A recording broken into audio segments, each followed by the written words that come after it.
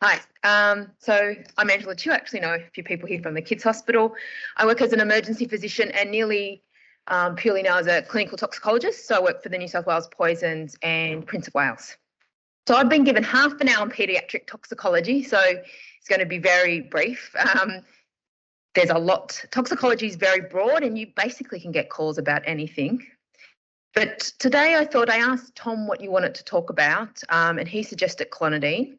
So we'll talk about that because it is actually our most common consulted call that will be put through to a clinical toxicologist for children under the age of 6. So it is very common.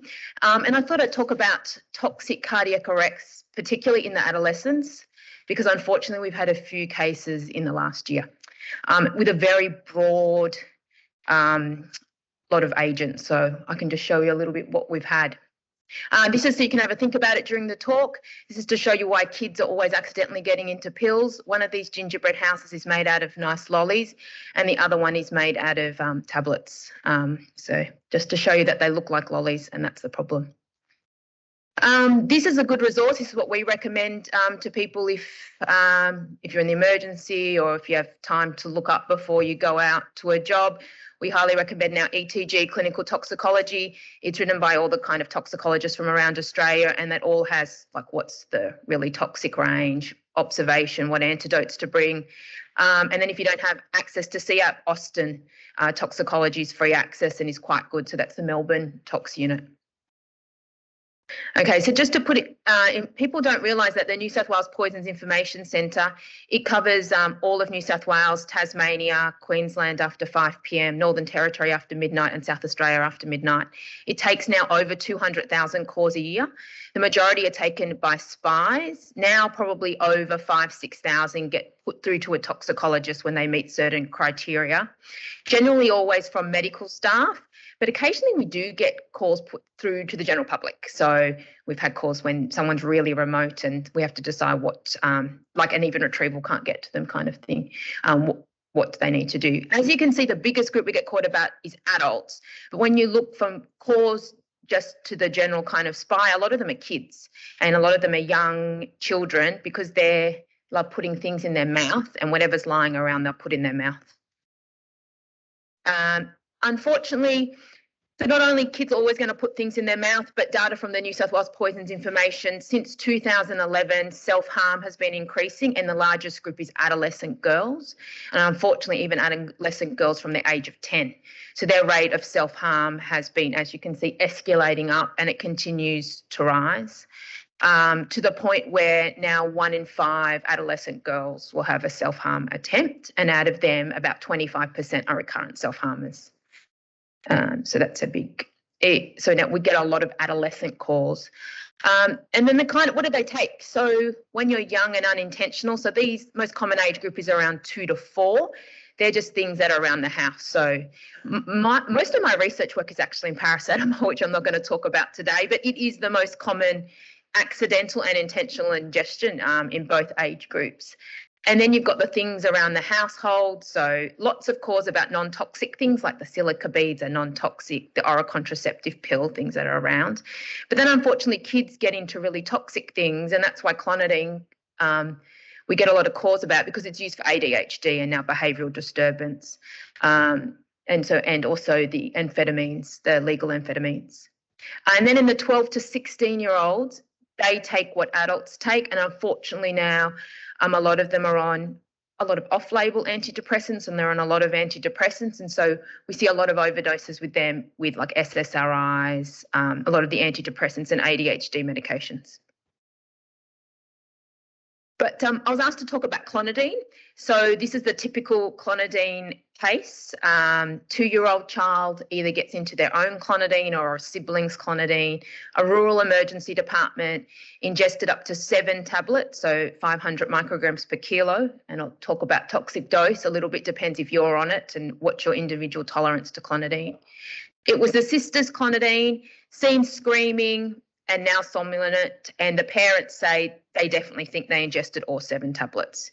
The issue why we find kids get into a lot of clonidine, it's not actually that hard to get the top off. It's meant to be child-proof, but you can see they come in these big bottles. So once you open it, you can have access to quite a lot of clonidine. So 2 hours later, the child's become really drowsy. They're bradycardic, and you'll see, as they always are, but actually with good respiration and good O2 sats. And they call and they're saying they're concerned, does the child need intubation? So these are the common kind of calls we get from NETs, and they're asking, should they intubate the child and what to do now? So this is a rural ED with a FACEM, so they could intubate if they wanted to. So about clonidine. So clonidine is actually used for a lot of things. As I said, though, for kids, it's mainly used for behavioural disturbance. It's an agonist of both alpha-2, which will come relevant when we talk about naloxone, and the imidazole receptors. And the kids and the adults follow a very typical pattern. It has a peak plasma level of about 30 to 60 minutes, like what happened with this child. They'll ingest and they'll become drowsy within 30 to 60 minutes. Its half-life is about 12 hours, but as we'll see from some of the case series, once you're symptomatic, your symptoms last for about 24 hours, and especially the bradycardia. So the Poisons Information Centre will tell doses of more than 10 micrograms per kilo at night to go to hospital. If it's during the day, they don't necessarily send them to hospital because an adult can watch them if it's around 10, but once it hits over 10 at night, they send them, advise them to go to the nearest emergency department. Whether you become drowsy and the symptoms you get depend on your own tolerance, especially in adults. They can be a lot more tolerant to bigger doses if they're always on it. But what happens, this is from, I don't know if anyone knows, there's a guy in the US who draws all cartoons about all the tox poisoning. So this one's quite amusing because you'll see he has got naloxone, 50 gallons of naloxone, and you'll see when we show some US series giving kids 10 milligrams of naloxone to see if it will reverse clonidine. They get meiosis. What's the big issue? They get respiratory depression in some cases and coma, bradycardia, and you'll see this is really common. That's generally what we get called about, but I'm never worried about it, but everyone else is worried about it because it is quite impressive. Actually, late, they get a lot of postural hypertension, and that's the biggest issue we have with the adolescents, reminding people the next day when they're fine, just be careful when they get up because they can often faint and they can get hypertonia and hyperreflexia. So I'm just going to go through two case series. They're actually both from Australia. This is just to show you the scope of the problem. This is from Rose Cairns, who's a spy at the New South Wales Poisons Information, and she just looked at clonidine ingestions in those under 6. It is the top pharmaceutical, resulting in a call to a clinical toxicologist, just to show you how common it is. The median age is 3. Most are accidental in that we have had, unfortunately, a few non-accidental injuries, but most of them the child just gets into it. Sometimes it's a therapeutic error, like mum gives a dose and dad gives a dose. The majority, and this is the issue for the healthcare system, require hospitalisation, but only about 10% get put through to a toxicologist. So generally they meet certain criteria when they're quite drowsy. And you can see the top 2 clinical features they get are drowsiness and bradycardia. And as you can see, rarely hypotension with the bradycardia, and rarely to the point, especially in kids, where they need intubation. Although I have been involved in a case that needed intubation at Sydney Kids Hospital, so occasionally it does happen.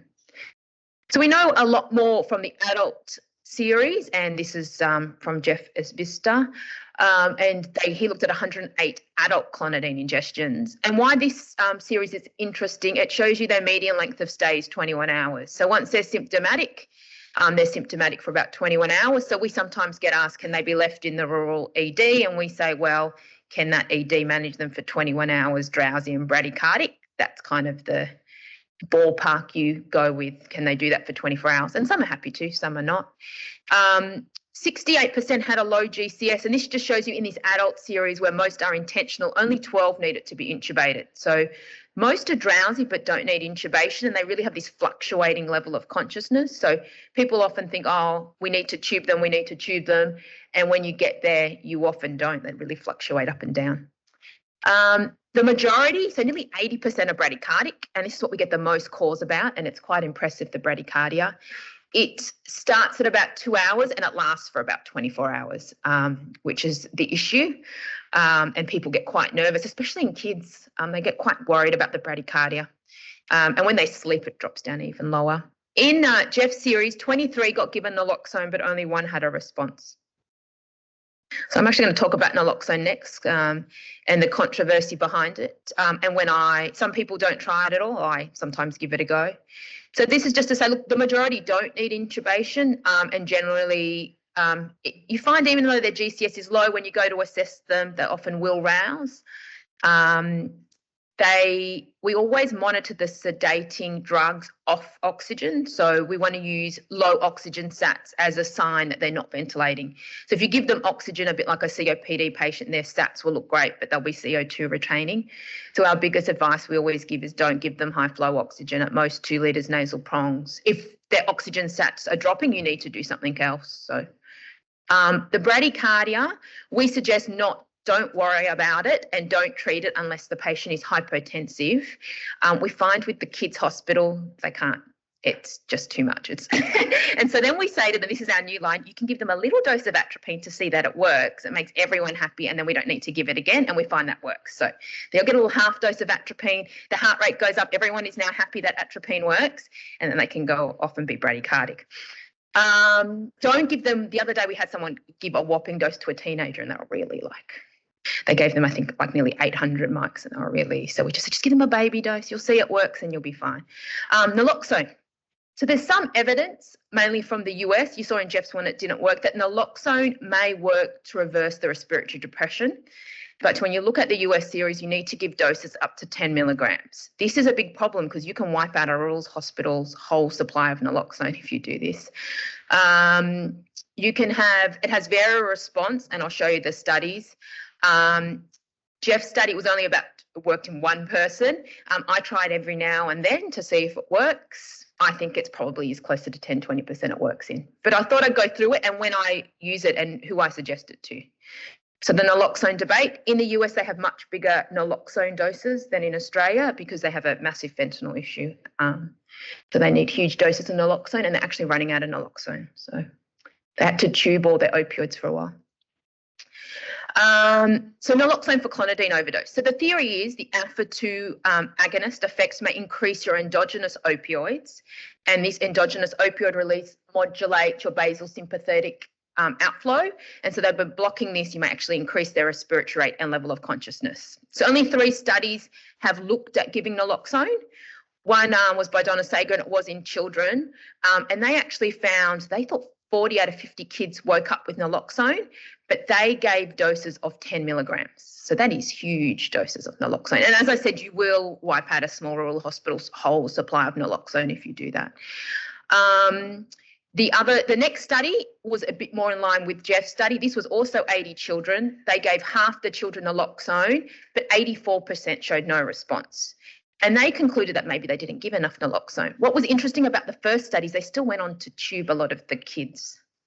And then we have Jeff's study, which they gave 23 naloxone and only 1 responded. So when I tend to give it, if a hospital calls me and they say, we're at the point where we think we definitely need to intubate an adult or a child, I say, give it a go then. I never know if naloxone worked. It was just the natural history of clonidine because it really fluctuates. So I don't think you'll ever know.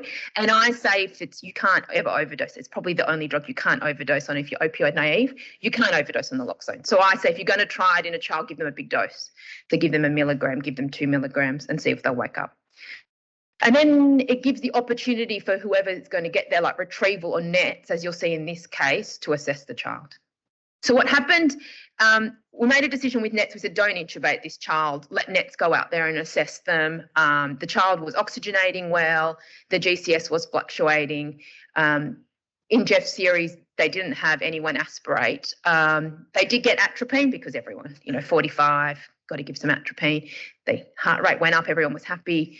NETs got there and they elected not to intubate the child and transfer them.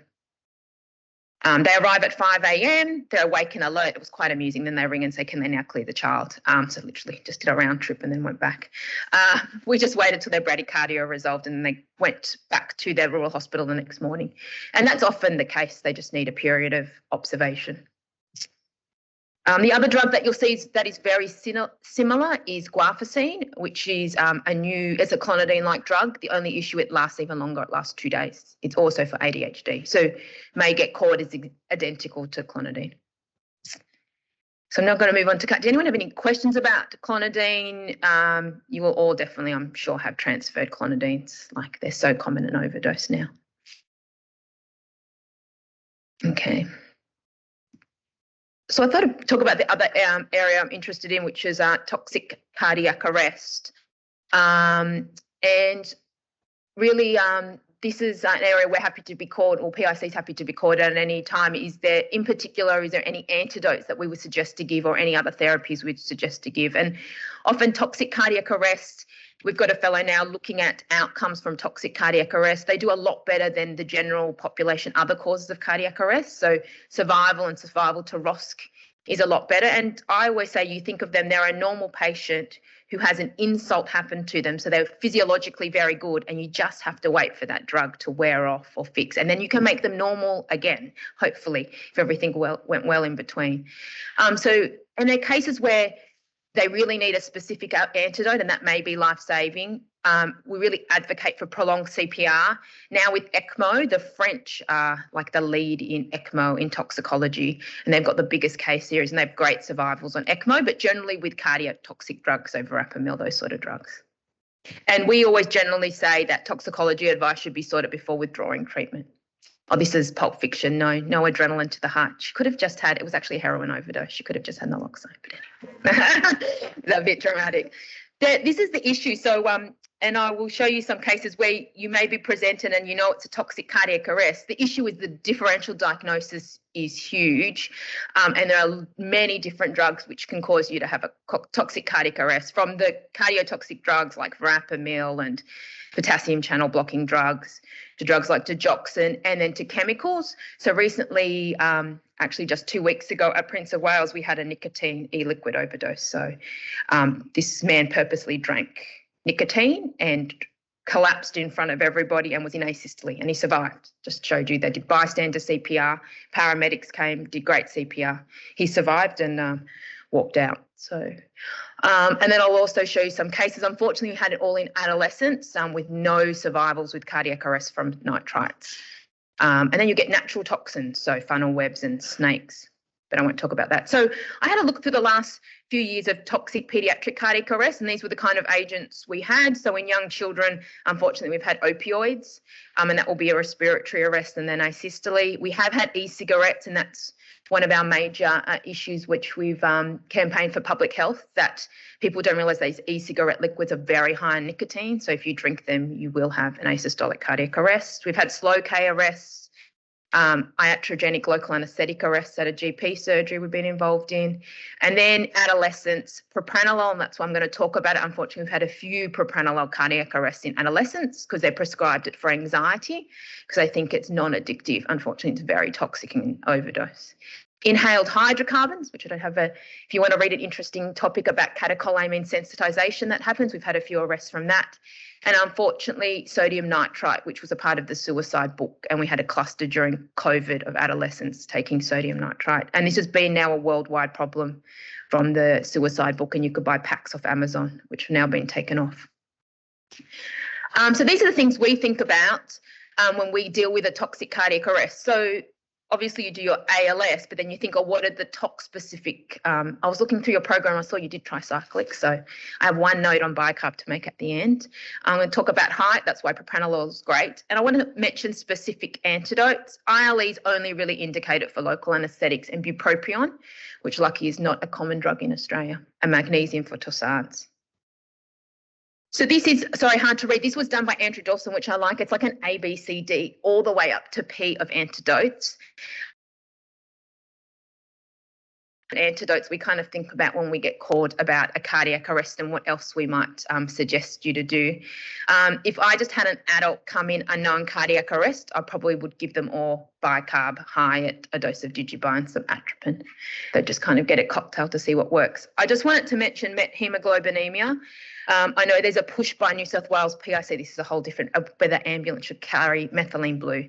If you arrest from methemoglobinemia, even if you do great CPR, you won't be able to revive them. They need methylene blue.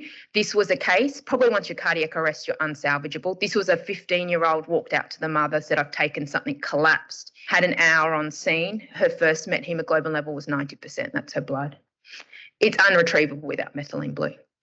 I think the New South Wales director of PICs is still really pushing for this. It's a pretty safe antidote and it's cheap to fit out the ambulances with if we suspect it.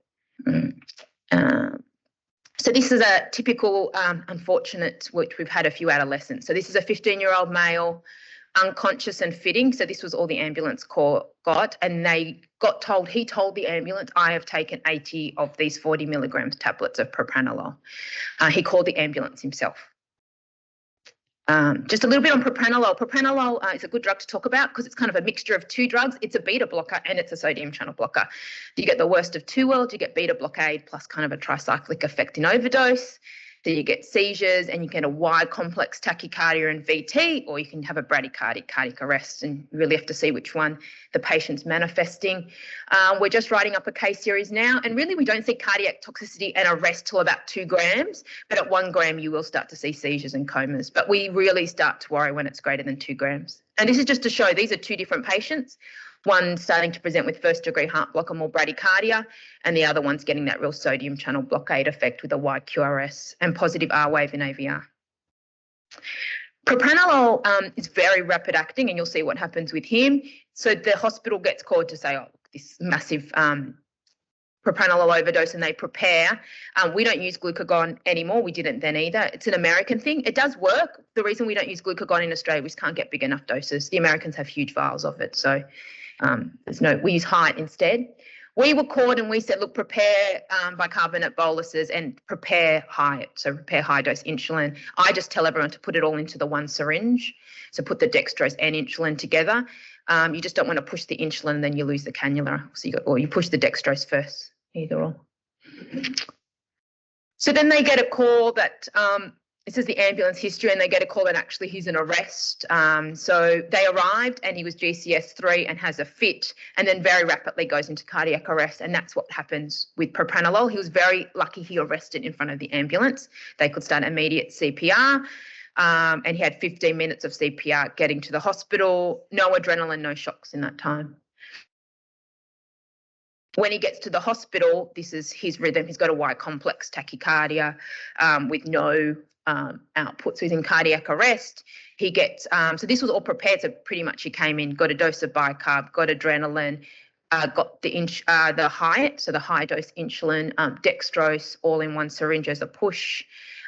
We always suggest with tox patients, especially if you're about to intubate them, to give them atropine, because often they get a huge vagal stimulus and they can asystole out. So we tell a lot of tox registers, if you're going to intubate any tox patient where you're worried about bradycardia, so like the verapamils, beta blockers, you should actually just give them atropine. And then he got another dose of bicarb. And this is just to show you, he got ROSC after 34 minutes. So he did quite well, got an adrenaline infusion. And this is why I think they're good arrest, because he was extubated the next day. Propranolol is quite short acting, so once it wears off, then you should have a normal heart underneath and it goes back to normal, which is great. He did have a mild memory deficit though, which sometimes happened. Discharged day 10. His major issue was chest wall pain from the CPR. He actually took this because he had an argument with his girlfriend and the GP gave him propranolol for anxiety. We really discourage that in adolescents. Okay. So nearly finished, but I just wanted to make a quick note about sodium bicarb. I wasn't here this morning to see what was seen on tricyclics, unfortunately, and we did write an article on it for the EMA. We're seeing this trend of huge doses of bicarbonate given for sodium channel blocking drugs. It has its own problems, and if you give too much, we've had cases that have died from high sodiums and being too alkalemic. So we put out an article and a warning about this. So we think part of the issue was, and we've tried to get various online forums changed, there's this push to normalise the QRS. You can't normalise the QRS. So your aim is to make the patient more stable, or you get to the maximum dose and you try something else. So generally what we say for sodium bicarb is in an arrest, I would still only give a maximum of 6 millimole, and then I would check a gas. The other big issue with sodium bicarbonate, it drops your potassium. So because you intracellularly shift the potassium. And so what's happened with the few patients, we've unfortunately had 3 or 4 patients get 1,000 millimoles of bicarb. Their Ks are 1, then they start to go into torsades. You've got multiple things going on. Their bicarbs were the most impressive bicarbs I've ever seen, up to 60. And their sodiums are through the roof. So you can give more if you've got room, but the thing is, I just say, look, recheck it when you get to 6 millimole. For something else like tricyclic, I would try like hypertonic saline. Like I go into different agents rather than persisting with bicarbonate. So we've been trying to advertise, look, everything has a maximum dose except naloxone. It's the one you can probably get away with it if you're not opioid. Okay. So to finish off, I mean, accidental paediatric ingestion is really, really common, but most are actually benign. Unfortunately, we do get the occasional paediatric cardiac arrest, but they are uncommon, fortunately. Clonidine accidental ingestion and purposeful ingestion in adolescents is very, very common. They rarely need intubation. They really do have this fluctuating GCS, and even if it's kind of 7, 8, generally they're fine, and as long as they've got good supportive care, they oxygenate well. Bradycardia is very, very common, and we get caught about it all the time. It's just being happy that their blood pressure is okay, and yeah, you can give them, I think a test dose of atropine does help all the nursing stuff and makes everyone calm down. We find otherwise we get caught about it every hour. The heart rate's still 40, yeah, we know. And so it's only really required if they're hypotensive. I've only once or twice have to actually put an adult on adrenaline when they've taken a big overdose and they have become hypotensive with it. Toxic cardiac arrest, there are lots and lots of different causes. Don't forget about antidotes, prolonged CPR, and really they do very well if they're in a place that can have ECMO. The data from France is very, very good. Even with prolonged downtimes and people having CPR for over an hour, 2 hours, still doing well on ECMO. Provided it's a cardiac drug. If it's a drug that causes cellular toxicity, not so much. Did anyone have any questions? And did you guess which one was the lollies? And which is the, yeah, so this one here is the tablets with the purple around the outside. The purple is, the green door is warfarin. And the purple is valproate. Yeah. And those are the constipation Malteser things, apparently. Someone's birthday in your department. No, they did it for, they won a social media prize on about it to show that kids will just get into tablets. Yeah. So, yeah, our slow K cardiac arrest in a child was because they're sweet and they look like lollies. And the child's 830 slow K. Yeah. Yeah, and got a potassium of greater than 10. Yes. I moved that child. Oh, did you? I Can I tell you the GP at Maria was amazing. Did a very good job. It's personally put in the central line. They managed that on their own. It was very hard. Yes. Yeah. No, we didn't. We know that propranolol is quite short acting. So he actually, once he got ROSC, was very stable. So we ended up not running an infusion. If it was a verapamil overdose or a beta blocker, I would. Yeah. It was just because we know propranolol is quite short acting, and we've actually had a few cardiac arrests from propranolol. St. George, Alex has already had 2. One was recent. And then once you get ROSC, they do really well. Yeah. Just have short acting. Once it redistributes, it's good. So no, we did it. But if they're unstable, I would. Yeah. Yeah. And for an adult, I don't even bother working at a unit for kilo. I just tell everyone to give them 100 units with 50 mils, 50% dextrose. So I just give adults sort of all a set dose. I think it becomes too confusing trying to work out what's a unit per kilo. So for an adult arrest, they just get 100 units of Actrapid with 50 mils of 50% dextrose. What are the doses of glucagon that the states are giving? They're giving up to 10 milligrams. They're giving big doses, 1, 2. So the problem is here, you have those, they're in that little diabetic pack. It's too hard to draw up. The only time I've tried it is, when sort of a cardiologist, have you seen sometimes I'll put a patient on a beta blocker and then verapamil and then something else, and the patient will become quite bratty and it's kind of iatrogenic. Sometimes it works for that. Then I'll try glucagon if you want to try and avoid them, going on other infusions. But I find with them generally, transvenous pacing works best for them. So I've tried it. I haven't had that great success. The US still use it a lot, so that's why I mentioned it. But they have these huge vials they can just draw up 10. Yeah. I don't know if you've ever tried to draw them up. It's a pain. Like, you're not going to do it. You're better off just pushing higher. Yeah. Yeah, all good. Thank you again, Angela. We'll let you.